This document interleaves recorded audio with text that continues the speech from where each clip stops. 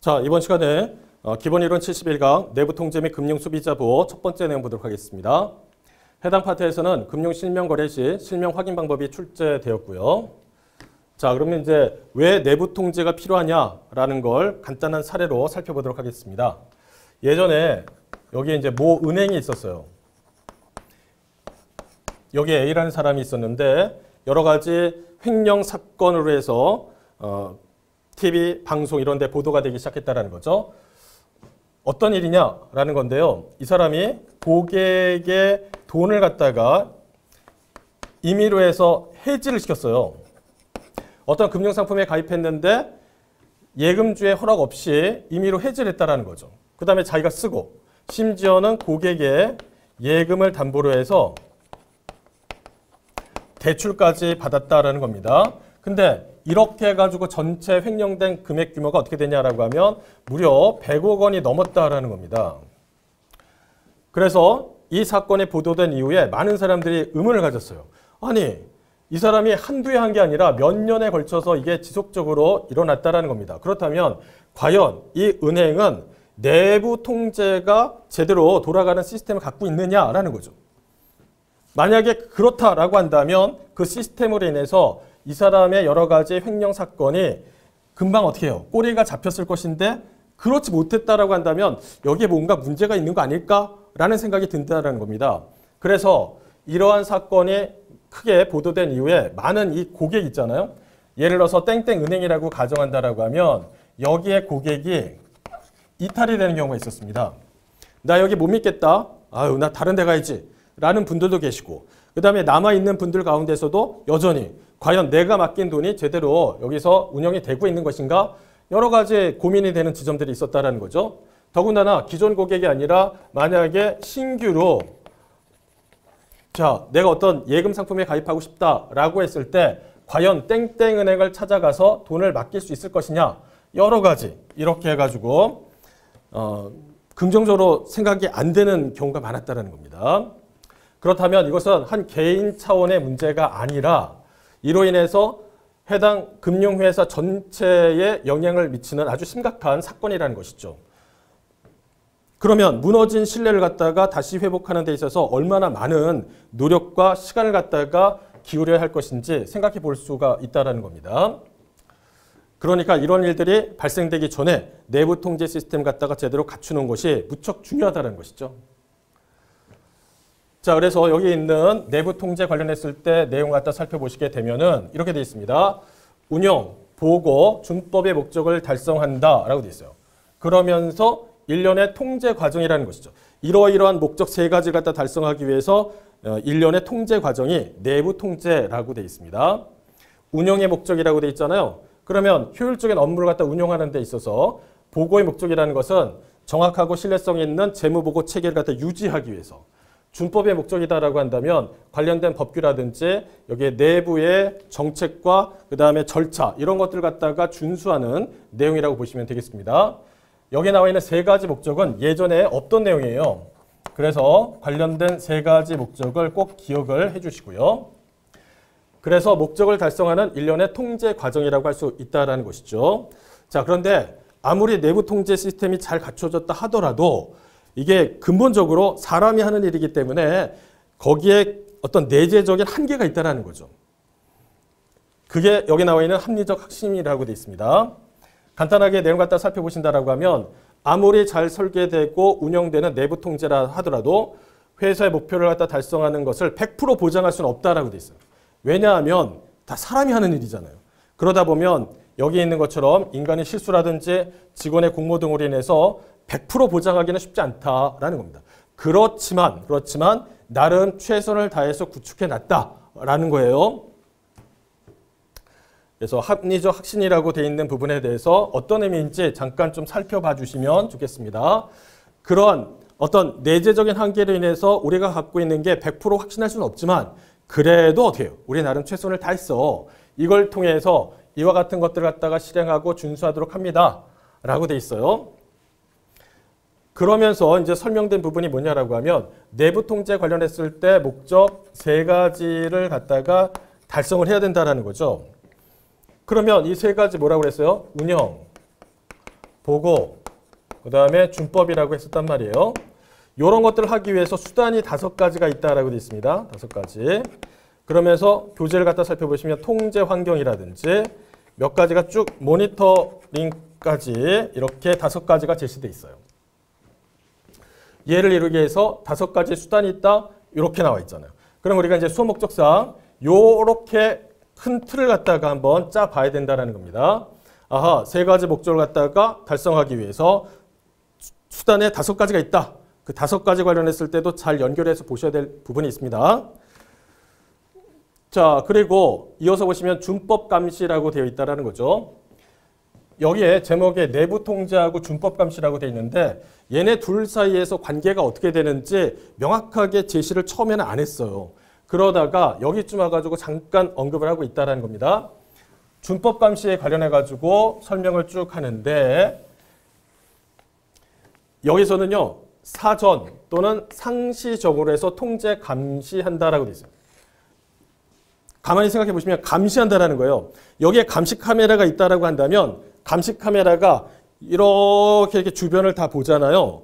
그러면 얘를 통해서 할 수 있는 게 뭐냐면 항상 이 주변을 갖다가 감시하면서 혹시 만약에 뭔가 의문이 드는 뭔가 사건이 있는지 아니면은 불법 침입자가 있는지 그 다음에 기타 여러 사항을 갖다가 기록 관리하고 있기 때문에 향후에 어떤 문제가 발생됐을 때 그걸 갖다가 증명하는 자료로서 활용된다든지 그렇게 쓰잖아요.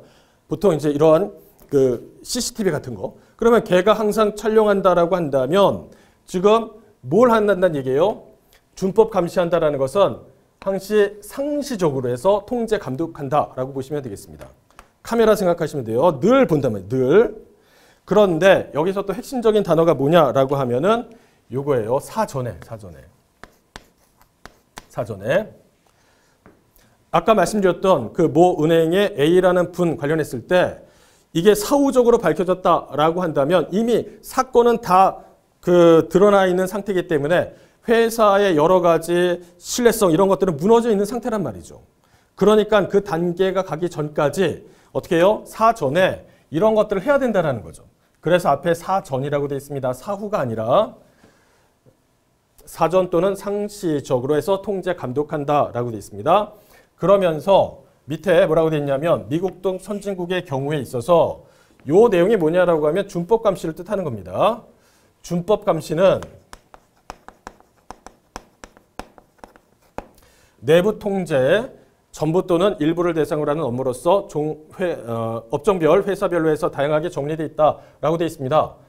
그러니까 지금 준법 감시와 내부 통제 관련했을 때 얘네 둘 사이에서 관계가 어떻게 되는지 명확하게 관련된 설명이 앞에서는 없었어요. 그런데 뒤에 와서 잠깐 소개를 하는데 뭐라고 하냐면 미국 등 선진국의 경우를 갖다가 예를 들면서 이렇게 하는 거죠. 내부 통제 전부 또는 일부를 대상으로 해서 하는 업무다라고 되어 있다는 거죠. 그러면서 업종별로 또는 회사별로 해서 다양하게 정리되어 있다라고 되어 있습니다. 업종별이라고 되어 있는데 예를 들어서 미국의 경우에 예전에 회계적인 여러 가지 부정사건으로 인해서 금융회사가 크게 타격을 입은 경우가 있었다라고 합니다. 그래서 주로 이제 금융회사 쪽에서는 어디를 많이 초점을 맞춰가지고 이러한 준법 감시를 하느냐라고 하면 회계적인 어떤 그런 부분에 많이 이제 강조를 한다라고 되어 있어요. 그 다음에 회사별로 다양한 내용으로 해서 정의가 되어 있다라고 되어 있잖아요. 회사에 따라서는 어떤 특정한 회사는 이와 관련했을 때 전반적인 진행을 갖다가 뭐 이사회 중심으로 한다든지 어떤 데서는 뭐 감사 중심으로 한다든지 어떤 데서는 특정한 어떤 부서를 갖다 만들어서 한다든지 이렇게 각각의 케이스 바이 케이스가 있다라고 해요. 그와 관련된 내용이라고 보시면 되겠습니다. 어찌됐든 준법 감시와 내부 통제다라고 한다면 얘네 둘의 관계를 뭐 사전적인 의미로 해서 설명하진 않지만 다른 선진국의 예를 비춰가고 여기서 설명한다라고 하면 내부 통제 전부나 또는 일부를 대상으로 하는 업무라고 되어 있습니다. 그리고 이제 밑에 내부 통제 제도 관련했을 때 전반적인 설명이 나와 있는데 지금까지 얘기했던 여러 가지 사항들을 한데 뭉쳐서 결론을 냈다라고 생각하시면 됩니다. 그래서 이게 수업 목적상 굉장히 중요한 내용이라고 말씀드리는 건 아니에요. 다만 앞에서 설명되고 있는 그 장황한 문장을 여기에서 간단하게 축약해서 다음과 같이 살펴볼 수 있다는 것이죠. 내부 통제는 쭉 설명이 되어 있잖아요. 조직이 추구하는 최종 목표를 달성하기 위한 과정 또는 수단이다 라고 되어 있습니다. 금융회사 내 모든 구성원에 의해서 수행되는 일련의 통제 활동이며 특정한 목표를 달성하는 데 합리적인 확신을 주는 것이다. 우리가 이 내부 통제를 통해서 100% 이게 그렇게 될 것이다 얘기는 안 해요. 그렇게 할 거라고도 기대도 안 해요. 그렇지만 우리 나름의 최선을 다해 가지고 이렇게 한다라는 거예요. 그래서 마지막에 나와 있는 게 전체를 갖다 다 포함하는 그러한 문장의 성격이 된다라는 겁니다. 그렇다고 우리의 소목적상 여기 있는 것들을 출제하는 게 용이하냐라고 하면 그렇진 않은 것 같아요. 그렇지만 예전과 달리 내부 통제와 준법 감시 관련했을 때 학습 자료의 내용이 전반적으로 약간 좀 변화가 있었기 때문에 관련 내용에 대해서는 좀 봐주시는 게 필요하겠습니다. 그 다음에 법적인 근거라고 해서 제시하고 있어요. 특이하게 내부 통제라고 한다면 뭔가 거기에 걸맞는 어떠한 법률에 따라 가지고 진행할 것이다. 거기에 근거를 뒀다라고 생각하기 쉬운데 의외로 여기에 법적 근거로 해서 제시된 내용이 금융회사의 지배구조에 관한 법률이라는 거예요. 지배구조. 자, 여기에서 금융회사는 효과적인 내부 통제 제도를 갖다 구축 운영해야 하는 법적인 근거를 갖다가 제시하고 있습니다. 그래서 어떠한 법에 근거하냐라고 한다면 이거래요. 지배구조에 관한 법률이다라고 되어 있다는 거죠. 어찌됐든 이제 금융회사는 내부 통제 제도를 갖다 구축하고 운영을 해야 된다는 겁니다. 그게 법적인 근거에서 제시가 되고 있다는 거죠. 그래서 금융회사는 지금 여기 나와 있는 이런 것들 보호하기 위해서 금융회사 임직원 직무 수행 시 준수해야 될 여러 가지 기준과 절차를 마련해야 된다라고 되어 있습니다. 왜 그러냐라고 하면 아까도 말씀드렸잖아요. 이게 금전적인 부분이 얽혀 있기 때문에 이런 부분에 대해서 굉장히 일반적인 회사보다 더 많은 어떤 통제 기준이 필요하다는 거죠. 그러면서 이게 이제 왜 필요하게 됐느냐라는 거예요. 예전에 IMF가 터졌을 때 엄청난 경제 사건이었습니다. 사실은. 왜냐하면 그 전까지는 우리가 금융회사가 망한다는 생각을 전혀 하지 못했었어요. 또한 이자율도 마찬가지였습니다. 이자율이 요즘은 뭐 높아봐야 5% 넘기가 쉽지 않아요. 보면은. 물론 이제 대출 관련했을 때 이자율이라면 그보다 좀 높죠. 그렇지만 예전에 이 당시에 이 IMF로 인해 가지고 여러 가지 국가가 이제 휘청거렸던 그 당시에는요, 이자율이 일반 금융회사가 은행 같은 경우가 거의 20%가 됐었어요. 그 외에 다른 금융기관이다라고 한다면 뭐 40%, 60% 뭐 이렇게 되는 경우도 있었고 엄청났다라는 거죠. 환율도 그 당시 제가 기억하기로는 거의 뭐 한 2,000원대까지 갔던 것 같은데 하여튼 국가적으로 보면 난리도 아니었습니다. 그때. 그런 일을 갖다가 겪고 난 보니까 이러한 경제 위기가 발생된 주요 원인이 뭐냐라고 하면 우리가 제대로 내부 통제를 갖다가 하지 못했다. 그것도 이제 영향을 상당히 미쳤다라는 거죠. 그래서 위에 나와 있는 것처럼 경영의 투명성이 결여됐다, 회계 정보의 신뢰성이 부족했다, 뭐 경영 감시 기능 갖다가 제대로 하지 못했다라는 것이죠. 그렇게 해서 얘가 필요하겠다라고 해서 드디어 등장했던 수단이 뭐냐라고 하면은 사회이사라든지 감사위원회, 준법감시인 뭐 이런 것들이 있었다라고 되어 있습니다. 사회이사는 많이 들어보셨죠? 그러니까 예를 들어서 그 어떤 회사가 있다라고 한다면 사회이사를 갖다가 선임을 해요. 주로 어떤 분들이 거기에 들어가냐라고 하면 뭐 사회적으로 덕망이 있거나 아니면 특정 분야에 있어서 전문가거나 이런 분들이 거기에 상당히 많이 포진되어 있습니다. 그래서 회사가 어떤 사업을 갖다 새롭게 추진한다라고 한다면 그와 관련했을 때 기존의 이사회뿐만 아니라 사회이사한테도 그 의견을 물어요. 과연 타당하냐? 그 다음에 이런 것들을 하는 게 큰 무리는 없겠느냐? 등등등 의견을 갖다 청취해서 사업에 대한 진행 방향이라든지 이런 것들 갖다가 결정을 내린다는 거죠. 그 다음에 감사가 있는 게 아니라 이게 감사위원회잖아요. 예전에 보면 이제 감사, 회사의 전반적인 어떤 감사 업무를 갖다 수행하는 거죠. 근데 이걸 감사위원회 이렇게 돼 있으니까 그냥 감사 한 명이 있는 게 아니라 위원회로 해서 들어가 있는 겁니다. 그리고 여기서 이제 다루고 있는 준법감시인이 내부 통제 수단으로 해서 들어가 있습니다. 그러면서 내부 통제 구성 요소라고 되어 있는데 수단에 그 5가지가 있잖아요. 그거 관련했을 때 각각 하나씩 살펴보도록 하겠습니다. 첫 번째 보면은 통제 환경이라고 되어 있습니다. 과연 내부 통제에 적합한 조직을 갖고 있느냐라는 거예요. 그 다음에 여기에 보시는 것처럼 뭔가 효과적인 내부 통제가 이루어지도록 유인 보상 체계가 있느냐라고 되어 있습니다. 그러니까 어떤 회사를 가면은 조직이 이렇게 있거든요. 조직이 공식적으로 이렇게 돼 있어요. 근데 비공식적으로 해가지고 그 회사를 살펴보니까 예를 들어서 뭐 회장 라인 아니면 사장 라인 이런 식으로도 있고 또 경우에 따라서는 특정 지역을 기반으로 해가지고 조직이 이렇게 나눠지는 경우가 있습니다. 여기는 경상도, 여기는 호남 지방으로 해서 아니면 어떤 특정한 인맥을 통해서 하는 경우도 있고 아니면 학벌, 학연으로 얽혀 있는 경우가 있어요. 여기는 뭐 무슨 대학교 출신, 여기는 무슨 대학교 출신 이런 식으로 이제 그런 것들이 판을 치게 된다라고 한다면 정상적인 내부 통제를 갖다가 무력화시킬 수 있기 때문에 그러한 통제 환경 측면에서 얘네들을 갖다 바라본다라는 거죠. 그 다음에 여기에 유인 보상 체계라고 돼 있잖아요. 예를 들어서 어떠한 그 내부 통제를 했는데 어느 부서는 굉장히 잘했어요. 어떤 데는 못하고 그렇다라고 한다면 잘한 곳이었다라고 했을 때 평소에 우리가 1년에 한 2번 정도를 이와 같은 형태로 해서 뭐 여러 가지 그 내부 통제를 갖다가 한번 운영을 하고 있는데 아주 잘한 곳이다라고 한다면 그런 것들을 갖다가 횟수를 줄여주는 거죠. 이런 것들은 이제 유인 관련했을 때 보상 체계라고 생각하시면 됩니다. 적절한 인사나 연수정책, 이사회 내부 통제, 관심, 임직원의 성실성과 자질 등 이런 것들이 전부 다 환경적 요인에 들어간다는 거죠. 어떤 회사의 임원의 경우는요. 우리가 보통 일반적으로 생각하는 거는 회사 임원까지 올라가셨다라고 한다면 정말 성실하고 나름 그 분야의 전문성을 갖고 있고 그 다음에 뭔가 추진력이 있고 이렇게 생각을 많이 하잖아요. 실제도 그렇고. 그런데 인격적으로 과연 그 사람이 훌륭하냐라고 하면 그렇지는 않는 경우가 많습니다. 그러면 이제 어떤 임원이 우리 회사를 갖다 대표하는 데도 불구하고 뭐 어디 가서 막 갑질했다든지 이런 것들이 뉴스에 심심치 않게 등장하잖아요. 그로 인해서 회사 이미지가 큰 타격을 받고 나중에 그 임원을 갖다가 뭐 해임하는 그런 일들도 벌어집니다. 이런 것들이 전부 다 통제 환경 안에서 뭔가 환경적 요인으로 해서 제시가 되어 있습니다. 그러면서 조직 내 모든 구성원이 내부 통제 시스템의 중요성을 인식하고 있다. 그리고 이러한 통제 문화 형성이 굉장히 중요하다라고 되어 있어요.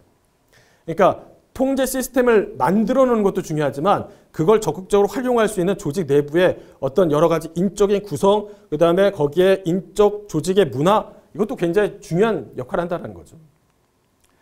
자, 그 다음에 2번, 3번, 4번, 5번 관련했을 때 내용이 나오는데 만약 문제를 여기서 낸다라고 하면 여기에 리스크, 평가라고 해서 여러 가지 내용이 서술이 되어 있단 말입니다. 그러면 통제, 활동도 있고요. 이런 것들이 제목과 그 안에 밑에 들어가 있는 요 뜻 있잖아요. 요게 제대로 매칭이 되어 있는지 갖다 잘 보셔야 됩니다. 만약에 문제를 갖다가 요거하고 요거하고 바꾼다든지 특정한 내용을 살짝 바꿔놓는다든지 이러면은 맞추는 게 생각보다 굉장히 어려워요. 그래서 이런 것들을 잘 매칭해서 관련된 내용 갖다 파악할 수 있어야 된다는 겁니다. 더군다나 우리가 특정한 단어를 중심으로 해서 얘의 어떤 의미를 파악하고자 한다라고 한다면 여기서는 특별히 주의하셔야 돼요. 왜 그러냐면 리스크 평가라고 돼 있잖아요. 그러면 리스크 평가니까 리스크가 들어가 있는 거는 다 그 내용인가 보다 라고 하시면 안 된다는 거죠. 왜냐하면 여기도 리스크가 있고 통제 활동에도 리스크 통제라는 내용이 나오고 그리고 모니터링에 보시면 중요한 리스크에 대한 정기적인 평가라고 돼 있으니까 리스크만 해도 벌써 3가지가 있다는 거죠. 그러니까 얘네들을 갖다가 구분해야 된다는 겁니다. 우리가 공부한다라고 하면 거기에 있는 문장을 처음부터 끝까지 다 토시 하나 틀리지 않고 다 외운다. 그럼 얼마나 좋겠어요. 근데 현실적으로 그렇게 하기 어렵거든요. 그러면 여기와 관련했을 때 가장 핵심적인 내용이 뭐냐라고 하면은 이런 거죠. 리스크 평가를 한다. 무언가 어떤 거에 대해서 평가를 한다라고 하면 그게 나름의 기준이 있어야 될 거고 그 다음에 그 기준에 얘가 맞췄는지 미달됐는지를 갖다 봐야 되잖아요. 그러면 그 리스크를 어떻게 해야 돼요? 측정해야 된다는 거죠. 측정하고 분석한다. 이게 여기 나와 있는 내용입니다. 자, 업무별로 인식하고 측정하고 분석한다. 이 내용이 리스크 평가 관련했을 때 굉장히 핵심적인 단어예요. 세 번째, 통제 활동이라고 되어 있습니다. 목표 달성에 부정적인 영향을 미치는 리스크를 통제하기 위한 제도의 구축과 운영. 그러면서 직무분리 쭉 내용이 나와 있잖아요. 리스크를 통제한다는 거죠. 통제 활동에 있어서 핵심적인 내용이 뭐냐라고 하면 리스크를 통제한다는 거예요. 리스크 통제. 주의하실 것은 그 앞에 통제 환경이라고 해서 내용이 나오지 않습니까? 통제 환경과 통제 활동을 갖다가 구분해야 돼요. 네, 구분해야 됩니다. 앞에 나와 있는 건 환경적인 측면을 말 그대로 서술을 많이 했어요. 그런데 통제 활동은 딱 한마디로 요약한다라고 하면 리스크 통제라고 되어 있습니다. 그러면서 구체적인 사례가 뭐가 있냐라고 하면 직무를 분리한다라고 했죠. 나누는 거예요. 예를 들어서 회계와 관련했을 때는 현금을 내보내는 사람과 현금을 받는 사람이 나눠져 있습니다. 나눠져 있습니다. 보통 한 사람이 같이 안 해요. 그러면 여러 가지 회계적인 부정이 발생될 수 있는 소지가 많기 때문에 나눠요. 직무를 갖다 이렇게 분리합니다. 그 다음에 각종 한도를 갖다 설정하고 있다는 것이죠. 예를 들어서 회계 담당자가 어떤 사항을 결제한다라고 하면 그 회사마다 좀 다르지만 일정한 기준 금액이 있어요.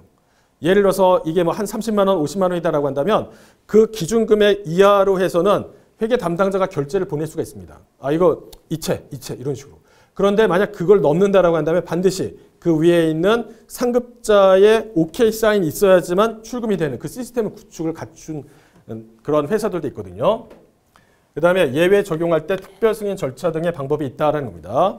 일반적인 상황이 있고 예외적인 경우가 있습니다. 그러면 예외적인 걸 갖다가 적용한다라고 한다면 어떤 한 사람의 이미 독단으로 해서 했을 때 어떻게 해요? 문제가 발생이 된다는 겁니다. 그렇기 때문에 만약 예외를 적용한다라고 한다면 어떻게 해요? 여러 이제 특별한 승인 절차를 갖다 요구한다는 것이죠. 네 번째, 정보와 의사소통이라고 되어 있습니다. 적절한 정보의 수집, 관리되고 필요한 사람에게 신속 제공될 수 있도록 시스템을 갖춰야 된다라고 되어 있고요. 그 다음에 5번에 보시면 모니터링이라고 되어 있습니다. 모니터링. 예를 들어서 어떤 이제 드라마에 배우가 출연했다라고 한다면 그 사람이 가끔씩 인터뷰하는 장면을 갖다 살펴보면은 모니터링 한다고 그래요. 자기 연기에 대해서 모니터링 한대요. 그럼 무슨 얘기예요? 자기가 연기를 했다라고 한다면 그걸 찍어서 내가 과연 거기에 대본에 나와 있는 대로 잘 연기했는지를 나중에 스스로 확인해 보는 거잖아요. 이런 게 모니터링입니다. 아, 이런 것들이 부족했다 이때는. 아, 이런 것들은 괜찮게 잘한 것 같다 이런 거죠. 그래서 이렇게 내부 통제 모든 과정을 모니터링 한다라고 되어 있어요. 그래서 수정하고 보완한다라고 되어 있습니다. 아까 그 배우가 자기의 어떤 그 역할 찍은 장면을 갖다 통해 가지고 이런 거 한다라고 했었잖아요. 상시의 모니터링, 중요한 리스크에 대한 정기적인 평가, 일상적인 영업활동의 일부가 되어야 된다라고 되어 있는데 여기 중요한 리스크에 대한 정기적인 평가, 정기적인 평가 이렇게 내용을 연결해서 한번 보시죠. 그래서 여기 나와 있는 요 5가지 사항들 내부 통제 관련했을 때 3가지 목적을 갖다 달성하기 위해서 그 수단으로서 제시가 되고 있고 각각의 여기 나와 있는 요 소제목과 밑에 있는 요 설명이 매칭이 잘 되어 있는지를 보시라는 거죠. 자, 이어서 내부 통제 수단이라고 되어 있습니다. 권한이 적절하게 배분되고 제한이 돼야 된다는 거죠. 한 사람이 모든 권한이 집중된다라고 한다면 그 사람의 전횡과 독단으로 인해서 여러 이제 문제가 발생될 수 있는 소지가 있다는 겁니다. 그리고 회사의 자산 및 각종 기록에 접근에 제한이다. 만약에 일반 담당 직원이 회사 내부적으로 들어가서 볼 수 있는 그 자료는 어떻게 되냐면 일반적으로 이렇게 제한이 많이 돼 있어요. 그런데 위로 올라갈수록 더 넓어지죠. 그 다음에 최고 경영자다라고 한다면 모든 내용에 대해서 제한 없이 접근이 가능한 그런 식으로 해서 다 보면은 기록에 접근이 좀 제한되어 있는 경우가 있습니다. 뭐 일반 직원, 굉장히 낮은 직급이다라고 한다면 어디 이상을 접근을 못하는 그런 상황이 있다는 거죠. 그런 식으로 해서 내부 통제를 한다는 거고 직무를 분리하고 경우에 따라서는 순환합니다. 예를 들어서 문제가 발생되는 게 뭐냐라고 하면 한 사람이 오랜 동안 한 부서에 아무런 통제를 받지 않고 계속적으로 근무를 오래 하는 경우예요.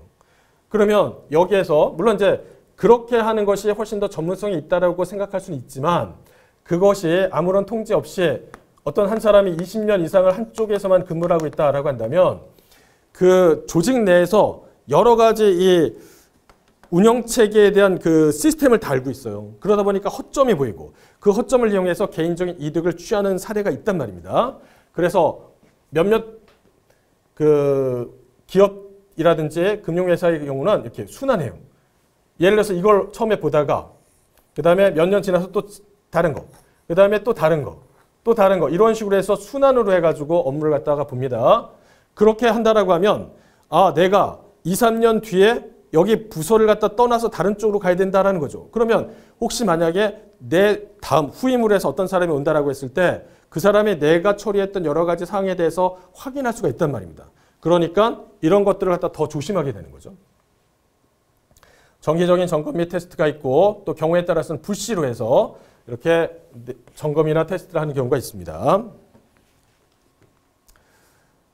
그 다음에 내부 통제 기준이라고 해서 아래 내용이 포함되어야 된다라고 했는데 가만히 보시면은 업무를 갖다가 분장, 나누고 조직의 구조가 어떻게 되는지 이런 것도 다 봐야 된다라고 돼 있어요. 그러면서 밑으로 쭉 가시면은 이런 것들이 포함된다라는 거 대략적으로 확인할 수가 있습니다.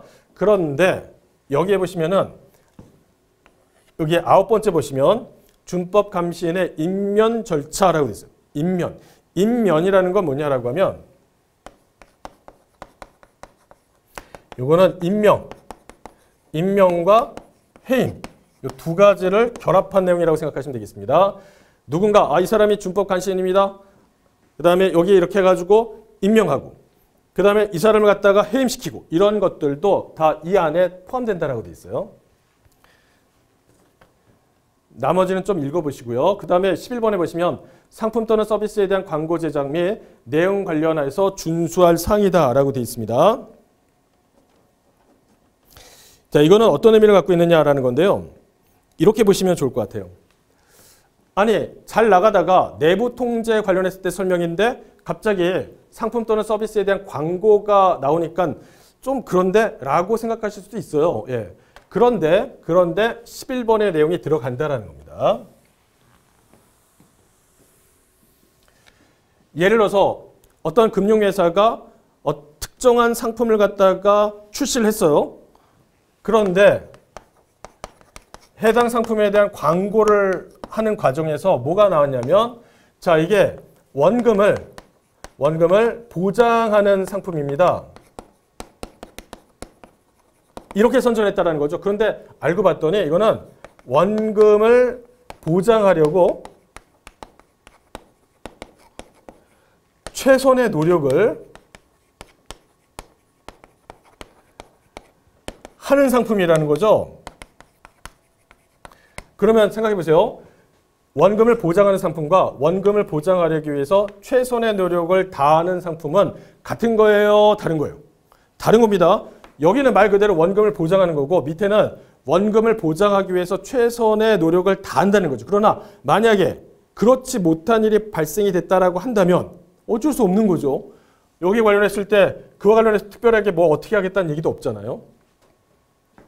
그래서 이런 것들로 인해서 나중에 그 회사의 여러 가지 신뢰를 갖다 무너뜨리는 그런 일들이 벌어진다는 겁니다.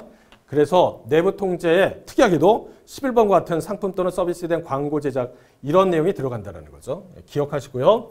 그 다음에 12번에 보시면은 여기에 임직원 겸직이 연대 손해배상 면제 요건에 충족하는지에 대한 평가와 관리라고 되어 있죠. 이게 무슨 얘기냐면 예를 들어서 금융회사가 있는데 여기 땡땡 금융지주회사가 있습니다. 그 다음에 이 지주회사 밑으로 해가지고 많은 또 금융회사가 있어요. 여기는 증권사가 있고 여기는 보험사가 있고 여기는 무슨 은행이 있고 여기는 무슨 투자 무슨 회사가 있고 이렇게. 근데 여기 있는 A라는 사람이 금융지주회사 쪽에는 여기 임원으로 돼 있고 그 다음에 밑에 여기에 보면은 보험회사의 사장으로 돼 있는 경우가 있어요. 대표. 이런 경우가 있습니다. 이렇게 해서 겸직을 했다라고 한다면 어느 특정한 예를 들어서 땡땡 지주회사 쪽에 좀 더 유리한 뭔가를 갖다가 했다라는 거죠. 역할을 했어요. 그러면 그와 관련했을 때 여기 있는 주주들이 가만히 있겠냐라는 겁니다. 뭔가 이와 관련했을 때 손해배상 하라라고 이제 하는 경우가 있다라고 한다면 그와 관련했을 때 면제 요건이 있는데 거기에 부합이 되는지 충족이 되는지 이런 것들을 한다라는 거예요. 그 평가와 관리를 합니다. 그 다음에 13번에 보시면 그 밖에 내부 통제 기준에서 정해야 할 세부적인 사항으로서 금융위원회가 정하여 고시하는 사항이다라고 되어 있죠. 주의하실 것은 이 금융위원회. 공부를 갖다 계속 하시다 보면은 금융감독원, 금융위원회 이렇게 나오는데 이게 조금 헷갈려요. 뭔가 이렇게 딱 일관성 있게 쭉 해서 같은 내용으로 해서 서술되면 좋겠는데 그렇지 못한 경우가 많다라는 겁니다. 그래서 여기 보시면은 내부 통제 관련했을 때 금융위원회가 정하여 고시하는 사항이다 라고 되어 있으니까 봐주시고요. 자, 이어서 준법감신제도라고 되어 있습니다. 준법감시라고 했었으니까 뭐예요? 우리 주변에서 볼 수 있는 이런 그 CCTV 같은 거 생각하면 좀 편하다라고 했었죠. 이걸 통해서 상시적으로 해서 감시한다라고 했었습니다. 물론 사전에. 그러면서 이제 준법감시라고 나왔는데 결과적으로 어떻게 되냐라고 하면 법 규범 위반을 조직적으로 뭐예요? 사전 방지하는 것이다. 사전에 방지하겠다는 거죠. 일 터진 다음에 사후적으로 이걸 수습하는 거는 큰 의미가 없어요. 물론 그것도 이제 나름 회사의 조직을 갖다 더 발전시키는 방향이긴 맞지만 그래도 중요한 건 뭐냐라고 하면 일 터지기 전에 얘를 미리미리 막는 게 훨씬 더 가치가 있다는 거죠. 그래서 준법감시에서도 보시면 사전 방지하는 겁니다. 준법감신이라고 돼 있죠. 자, 이거 관련했을 때 뭐 이런 것들 위반하는 경우에 조사하는 등 이러한 관련된 업무를 갖다 총괄하는 자를 준법감신이라고 하는데 사실 수업 목적상 본다라고 하면 얘가 더 의미가 있죠. 금융회사는 준법감신 1명 이상 둬야 된다라고 되어 있습니다. 1명 이상 준법감신. 그 다음에 필요하다고 판단되는 경우에 있어서 조사 결과를 감사위원회 또는 감사에게 보고할 수가 있다라고 되어 있습니다. 준법감신 관련해가지고 자, 1명 이상 둬야 된다. 그리고 감사위원회와 감사 보고할 수 있다라고 되어 있습니다. 요거는 수업 목적상 의의가 있어요. 이런 것들. 자, 이어서 우정사업본부의 준법감신이라고 되어 있습니다. 우정사업본부의 직제에 따라서 관련된 조직에 따라 가지고 우정사업본부는 준법감시 담당관을 준법감신으로 해서 정하고 있습니다. 그래서 여기 나와 있는 준법감시 담당관이 있잖아요. 보통 예전에 보면은 준법감신이라고 해서 이 담당관을 갖다가 채용을 했었어요. 민간 개방해가지고 그때 채용됐던 분이 뭐 민간 금융회사 쪽에 오랜 동안 이 관련된 분야에서 일을 하셨던 분이 나중에 되셨더라고요. 자, 어찌됐든 우리는 이제 우정사업본부에 준법감신으로 해서 정하고 있는데 이게 준법감시 담당관이라는 거 봐주시고요. 자, 이어서 금융실명거래 원칙 및 방법에 대한 내용이 설명이 되고 있습니다. 예전에는 실명화가 안 됐었어요. 무슨 얘기냐면 제가 어렸을 때만 해도 은행 같은 데 가서 통장을 만든다라고 한다면 제가 저 이름 고민석이에요 이렇게 해서 만들 수도 있지만 제가 저 홍길동이에요 이렇게 해서 만들 수도 있었다라는 겁니다. 왜? 그때 실명법이 없었어요. 그러다 보니까 이런 식으로 해서 만든 계좌를 통해서 불법적인 정치 자금을 갖다가 모으고 그 다음에 이런 것들이 나중에 그런 정치권으로 또 들어가니까 여러 가지 문제가 발생이 된다라는 거죠. 그래서 이런 내용을 갖다 좀 해결하려면 어떻게 해야 되냐라고 했을 때 금융 실명제를 갖다 도입해야 된다라는 주장이 굉장히 있었다라는 거죠. 그러다가 예전에 전두환 그 시절에 장영자 사건이 터집니다. 그로 인해서 많은 기업이 막 피해를 입었어요. 아, 더 이상 미루면 안 되겠다라고 해서 그때 뭐 금융 실명제를 갖다가 도입하겠다, 안 하겠다 막 이러다가 결국은 이제 흐지부지 됐었죠. 그러다가 정권이 또 바뀌면서 나중에 김영삼 전부가 들어가가지고요. 드디어 이제 이게 만들어졌습니다. 이것도 긴급명령을 해서 했었어요. 긴급명령. 법을 통해 가지고 한 게 아니라 대통령이 긴급하게 명령을 통해 가지고 자, 우리 이제부터 금융 실명제 한다라고 했다라는 거죠.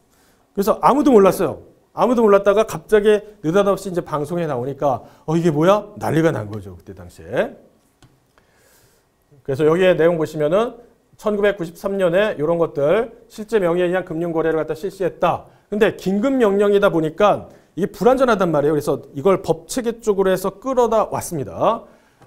97년에 법규화 제정해가지고 금융실명 거래 및 비밀 보장에 관한 법률에 따라가지고 이렇게 했다라는 겁니다. 그래서 지금은 어떻게 되냐면 만약에 여러분께서 통장을 하나 만드신다라고 한다면 어떻게 해요? 본인 신분 확인하고 통장을 갖다가 개설하게 된다라는 겁니다. 그러면 여기서 실명을 확인한다라고 했을 때 뭘로 하느냐라고 하면 주민등록상의 성명과 주민등록번호. 만약 사업자다라고 한다면 사업자 등록증에 기재된 법인명과 등록번호 등에 의해서 진행한다라고 되어 있습니다. 자, 여기서 실명 확인 방법이 나와 있는데 소목적상 의의가 있습니다. 실명 확인자라고 해서 금융회사의 직원 들어가요. 근데 주의하실 것은 금융회사 직원이라고 해서 전부 다 여기에다 포함되는 게 아니라 그 중에서는 되는 사람도 있고 안 되는 사람도 있어요. 되는 거 보시면 영업점, 본부의 영업부서를 포함하고 있습니다. 직원, 여기서 계약직이 됐던 시간제 근무자가 됐던 아니면 도급제가 됐던 다 상관없습니다. 예, 이런 것들. 계약직이라고 한다면 정규직은 기간에 정함이 없는 사람이잖아요. 그런데 계약직이라고 한다면 들어갈 때 어떻게 처음부터 언제까지 이 일을 할 것이다 이렇게 계약을 맺는 경우가 있습니다. 그게 계약직이고 시간제 근무자는 예를 들어서 시간 타임을 해가지고 하는 분들 그 다음에 도급직이라고 했었으니까 원래는 내가 소속한 회사는 다른 회사예요. 그런데 여기 업무를 보면서 그쪽에서 파견 나와가지고 관련된 업무를 갖다 처리하는 분들이죠. 어찌됐든 다 포함합니다. 그 다음에 후선 부서의 직원이라고 했는데 이런 분들은 여기에 대상이 아니에요. 본부의 직원입니다. 서무니까 전체적인 여러 가지 업무를 갖다 총괄적으로 해서 담당하는 일종의 이제 총무부서 같은 거라고 생각하시면 편하죠. 청원결창 이런 분들은 전부 다 후선 부서 직원이기 때문에 여기에 실명 확인자가 될 수 없습니다. 그러니까 본부 직원도 여기에 해당이 되는데 만약 본부 부서의 근무 직원인데 뭐라고 하냐면 해당 기업에서 야, 너 실명 확인 관련해 가지고 업무를 갖다 좀 봐라고 지시를 내리면 봐야 되죠. 봐야 되죠. 그런 경우에는 어떻게 되냐면 여기에 해당이 됩니다. 명령받은 경우 다 마찬가지. 그 다음에 금융회사 등의 임원, 직원이 아닌 업무 수탁자가 있습니다. 예를 들어서 대출하는 데 있어서 모집인이 있어요. 이런 사람들이 돈을 필요로 하는 사람을 갖다 모아가지고 이 해당 금융회사의 대출을 갖다 일으킨다라는 거죠. 그 다음에 카드 모집하는 분, 보험 모집인, 공제 모집인이라고 돼 있는데 예를 들어서 이런 거죠. 뭐 개인 택시 관련했을 때 조합을 만들어서 거기서 그러니까 개인 택시 하시는 분들이 여러 가지 사고가 발생되잖아요. 차량 관련했을 때. 그러면 이런 분들은 일반적인 보험회사에 보험 가입하는 게 아니라 그 개인 택시 연합체와 관련된 그런 조합이 있는데 거기에서 공제를 만들어요. 공제. 이런 것들은 비단 이제 그것뿐만 아니라 예를 들어서 뭐 전국 화물 관련했을 때도 마찬가지 공제를 만듭니다. 보험처럼. 그 다음에 뭐 전세버스 관련했을 때도 그런 연합체를 만들어가지고 이와 관련했을 때 여러 가지 보험 사고를 갖다가 처리하는 그런 것들을 만들어요. 그때 그걸 뭐라고 하냐면 공제라고 합니다. 공제. 이거랑 비슷하다고 생각하시면 돼요. 이런 분들은 전부 다 실명 확인자가 아니라는 거 기억하셔야 되겠습니다. 그 다음에 실명 확인 증표라고 해서 내용이 나오는데 실명 확인 뭘로 하느냐? 자, 그 사람의 성명과 주민등록번호 이런 것들 쭉 해서 하잖아요. 가장 대표적인 게 뭐냐면 주민등록증이죠. 그래서 여기 나와 있는 것처럼 이렇게 되어 있습니다. 근데 유효한 증표라고 해서 운전면허증, 여권, 소년증, 경로대증, 뭐 노인복지카드 쭉쭉쭉쭉 해서 내용이 나와 있어요. 가장 이상적인 거는 주민등록증이죠. 그러나 경우에 따라서는 이런 것들도 전부 다 어떻게 해요? 일반 개인이 발급하는 것이 아니라 관련된 정부에서 지자체 포함해가지고 이런 데서 공적인 곳에서 만들었다는 겁니다. 그래서 이것도 다 유효한 거에 포함된다는 거죠. 청소년증이라고 되어 있는데 이거는 어느 특정한 연령대다라고 한다면 그 연령대에 이 사람임을 증명하는 그런 증표가 있습니다. 그걸 청소년증이라고 해요. 보통은 이제 지자체 쪽에 신청하면은 이걸 만들어줍니다.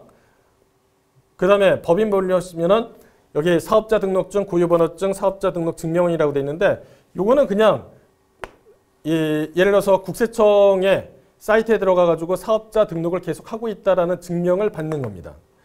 고유번호증이라고 했으니까 일반적인 그 사업자가 아니라 예를 들어서 우리가 단체들 있잖아요. 그 단체들 관련했을 때 그 사업자 등록증처럼 거기에 그 단체의 여러 가지 내용들을 기재를 한 이 등록증과 비슷하다고 생각하시면 될 것 같아요. 그런 걸 고유번호증이라고 합니다.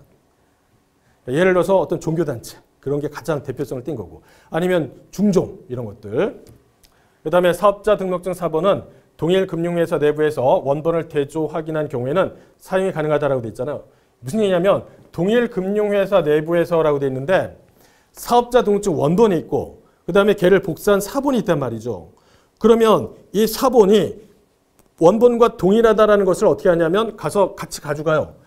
금융회사에 보시면 이게 원본이고 이게 사본입니다. 확인되셨죠? 라고 한다면 거기 또 뭐 도장도 찍고 그러는데 거기에서 그렇게 확인이 된다라고 한다면 그 사본으로 해서 계속 사용이 가능합니다. 그 다음에 임의단체라고 되어 있습니다. 납세 번호증이라고 되어 있는데 납세 조합을 결성을 해가지고 이걸 이제 세금을 뭐 정기적으로 해서 띄어가지고 납부하는 경우가 있습니다. 우리 주변에서 흔하게 볼 수 있는 건 아니고 예를 들어서 저기 뭐 농수산물 전문 시장 같은 데 있죠. 그런 데서 납세 조합을 결성하는 경우가 있어요. 만약에 납세 번호증이나 고유 번호증도 없어요. 그러면 대표자 개인의 실명 확인 증표, 예를 들어서 뭐 주민등록증 같은 걸로 해야 된다는 거고, 외국인의 경우에 있어서는 외국인 등록증, 여권 등 이런 실명 확인 증표가 된다라고 되어 있습니다. 그래서 여기 나와 있는 것들도 조금 기억하실 필요가 있습니다. 이어서 계좌에 의한 실명 확인 원칙이라고 되어 있잖아요.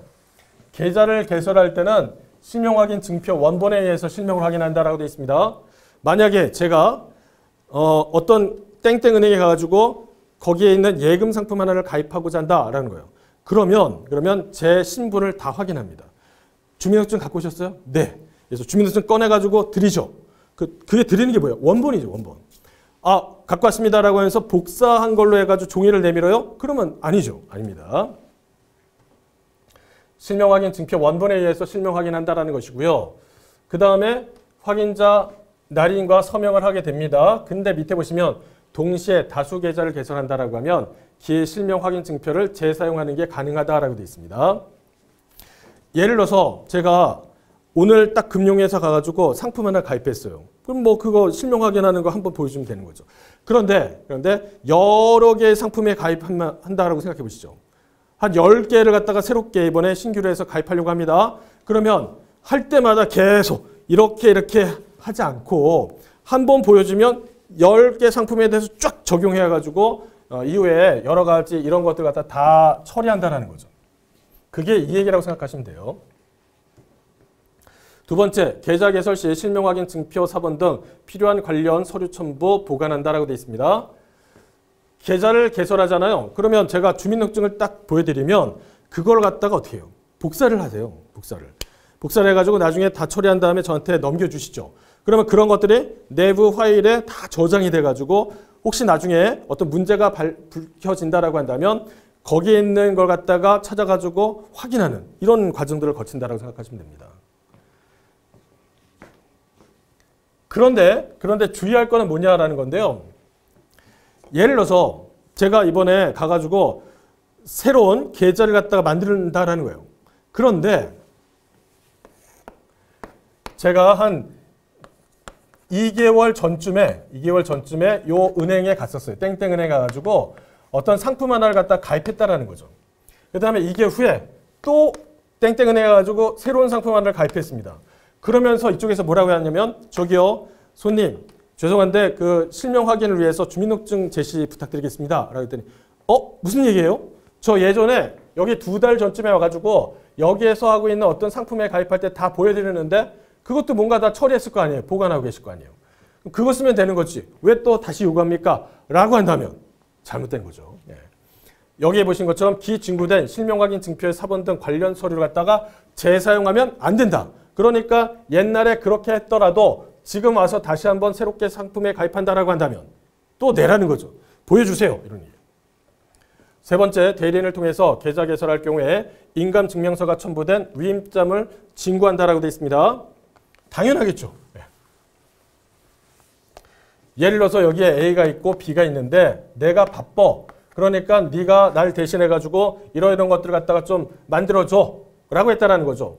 그래서 요 B가 땡땡 은행에 가서 저기요 A라는 분이 부탁을 해서 왔는데 제가 요 통장을 하나 좀 만들려고 합니다 라고 했다라는 겁니다. 그러면 여기서 뭐라고 했어요? 그렇게 해가지고 대리인이라는 걸 확인받을 수 있도록 인감증명서가 첨부된 위임장을 갖다가 주세요 라고 한다는 거죠. 그 얘기하는 겁니다. 그럴 때 본인 또는 대리인 모두 실명 확인 증표와 첨부된 위임장 진위 여부를 갖다 확인을 하기 위해서 인감증명서, 본인 서명사실 확인서를 제시받아 실명 확인해야 된다라고 되어 있습니다. 요거 인감증명 띄는 거 아시죠? 본인 서명사실 확인, 요거는 지자체에 가가지고 내가 이거 서명한 것입니다 라고 해가지고 확인받는 경우가 있어요. 똑같습니다. 인감증명과 동일한 어떤 효력이 있다는 것이죠. 그래서 실명 확인한다라고 됐습니다.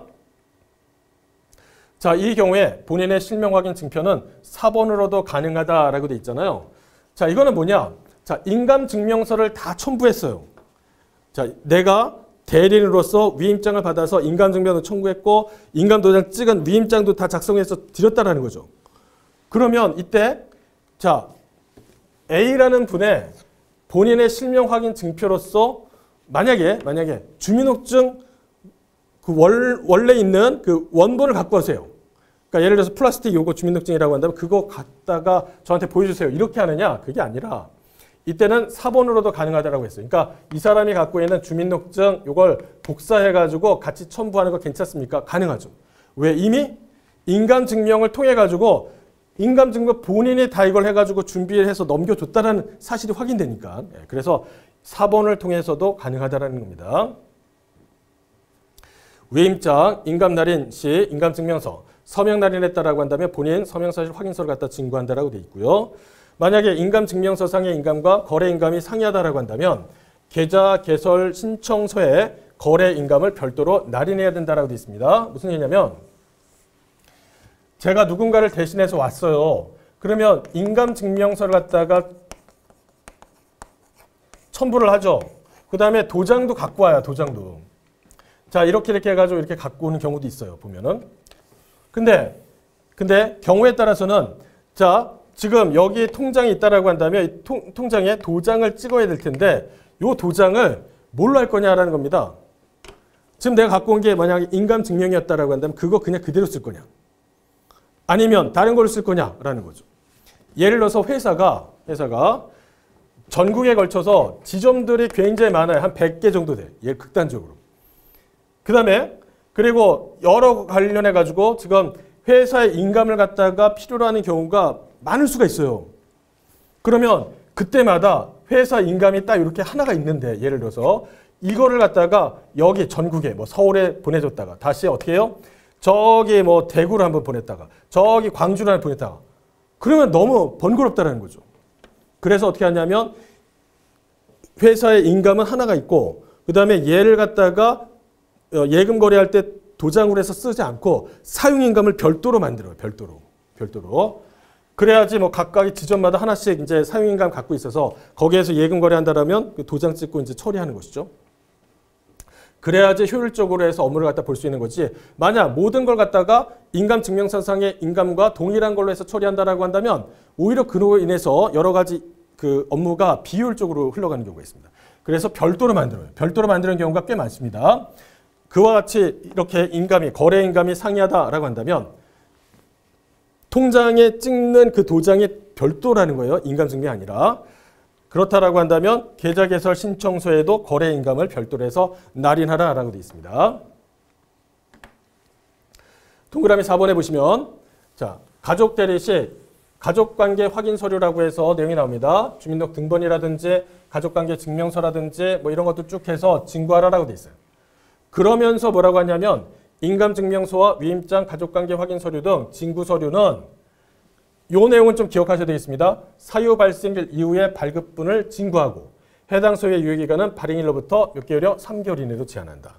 기억하세요. 무슨 얘기냐면 이런 겁니다. 자, 만약에 여기에 A가 있고 B가 있어요. 부부입니다. 그런데 자녀를 입양을 했어요. 입양을 했습니다. 편의상 요걸 갖다가 어떻게 하냐면 이제 C라고 할게요. C. 자, 이런 식으로 해서 입양을 했다라고 한다면 나중에 이 자녀 관련했을 때 뭔가 통장을 만들어주고 싶어요. 그럴 때 자, 여기 있는 뭐 이런 것들을 해가지고 한다라는 겁니다. 그러면 사유 발생일 이후에 발급분을 징구한다라는 것은 이런 거죠. 이때가 입양이 되었다라고 한다면 그 전 거를 띄면 이 사람이 들어가 있어요? 안 들어가 있어요? 안 들어가 있어요. 그러니까 어떻게 하냐면 이러한 사유 발생일이 있다라고 한다면 여기 이후 발급분으로 해서 요구를 한다라는 거죠. 그래야지 이 사람이 입양이 됐다는 사실이 확인되잖아요. 또 경우에 따라서 이혼이라든지 또 경우에 따라서는 상속이 일어났다라고 한다면 그 사유 이유, 그러니까 이분이 돌아가셨다라고 한다면 그 이유로 해서 이런 것들 확인한다라는 겁니다. 그래서 사유 발생일 이후 발급분을 갖다 징구한다. 유효기간은 발행일로부터 3개월 이내로 해서 제한한다라는 것도 봐주시고요. 자, 이어서 비대면 실명 확인이라고 되어 있습니다.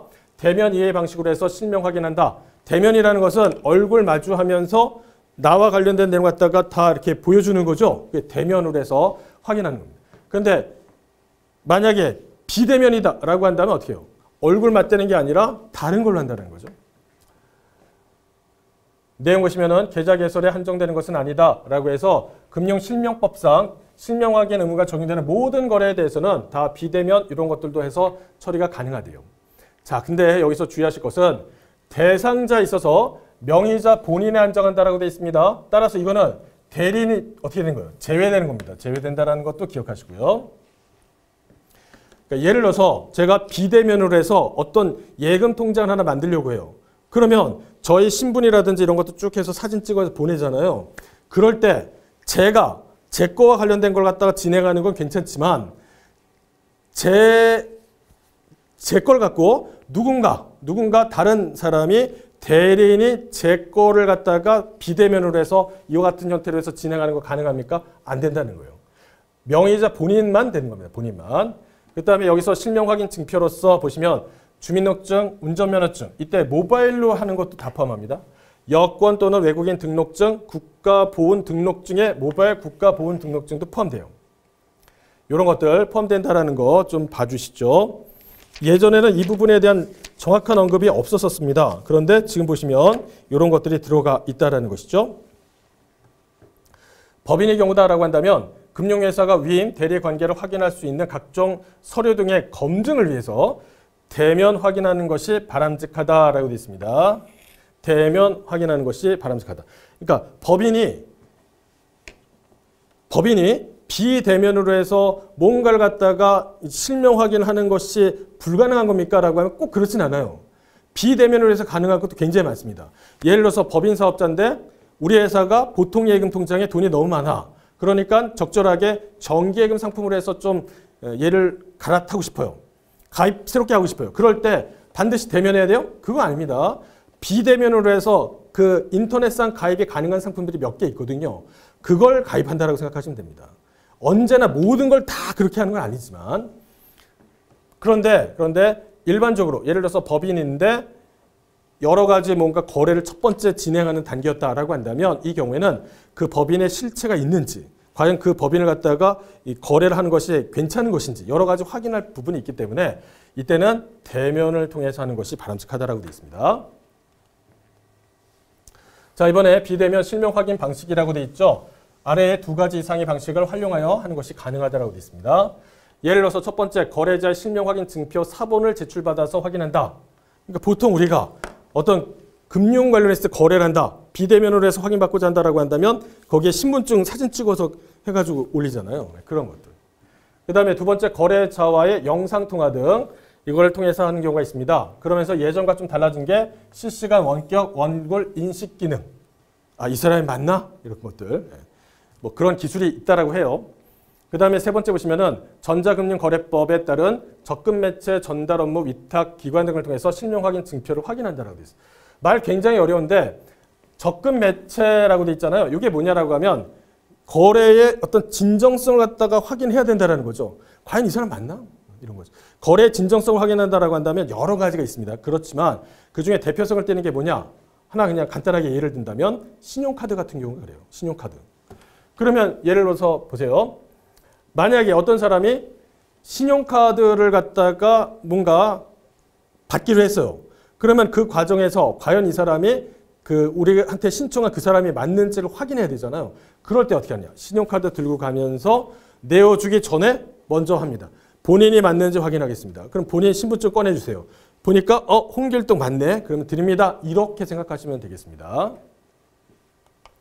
네 번째, 금융실명법상 실명 확인을 거친 거래자 명의의 금융회사에 이미 개설된 계좌와의 거래를 통한 확인이라고 되어 있죠. 그러니까 예를 들어서 이런 겁니다. 제가 어떤 그 비대면으로 해서 상품에 가입하려고 했어요. 그랬더니 거기서 뭐라고 하냐면 여기는 또 이런 방식을 요구한다는 거죠. 당신 명의로 해서 발급받은 그 입출금 및 자유로운 통장 번호를 알려달라. 그럼 제가 알려주죠? 그럼 거기에 얼마를 넣어줘요? 1원을 넣어줘요. 1원. 1원을 딱 거기다 쏴줍니다. 그러면서 1원을 넣는데 누가 보냈는지 그 옆에 있는 두 글자를 써라. 여기에 보니까 뭐 자연 이렇게 돼 있다는 거죠. 그래서 확인하면 자연 이렇게 하면 아, 네가 만든 통장 확인해서 내가 보낸 1원에 대해서 이렇게 체크했으니까 너는 이 사람이 맞나 보다라는 거죠. 그 얘기하는 겁니다. 5번에 보시면 기타 1번에서 4번에 준하는 새로운 방식을 통해서 확인하고 그 다음에 생체 정보 직접 등록을 받은 후에 대조하여 확인하는 방식도 여기에 해당이 된다라고 했었습니다. 아하, 생체 정보를 갖다 직접 등록을 한대요. 예를 들어서 생체 정보 여러 가지가 있겠지만 뭐 지문도 될 수 있고 아니면 홍채를 갖다 인식할 수도 있고 이런 것들을 해서 대조하여 확인받는 방식은 분류상 어디에 들어간대요? 여기에 들어간대요.